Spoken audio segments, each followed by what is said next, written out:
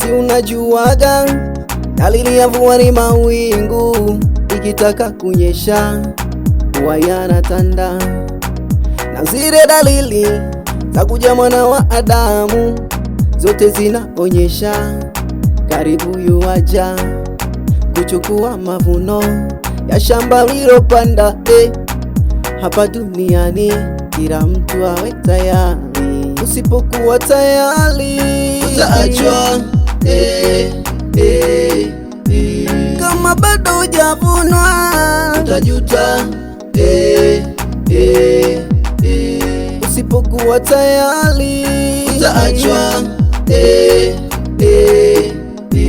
Kama bado hujavunwa utajuta. Utajuta na kuambia wewe. Chozi la furaha naliona likishuka nikimwona Yesu wangu mawinguni, akishuka kama mvua ishukavyo kutoka mbinguni kunipata njia kwangu. Usidanganyike, maana Mungu hadhihakiwi. Kile ukipandacho ndicho utakachovuna. Ukipanda kwa mwili utavuna uharibifu, ukipanda kwa roho utavuna uzima milele. Alichokipanda mwana wa Adamu tayari kimeiva, anakuja kukivuna.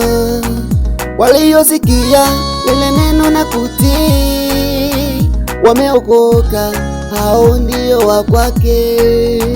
Usipotubu na kuokoka utabaki, utatuona wenzako tukipaa. Usipokuwa tayari utaachwa. Kama bado hujavunwa utajuta. Usipokuwa tayari utaachwa. Kama bado hujavunwa utajuta. Utajuta na kuambia wewe.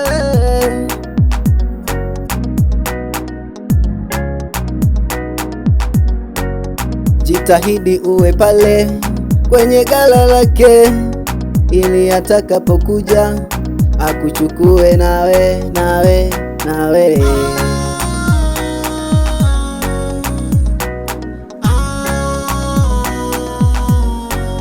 Jitahidi uwe pale kwenye ghala lake, ili atakapokuja akuchukue nawe.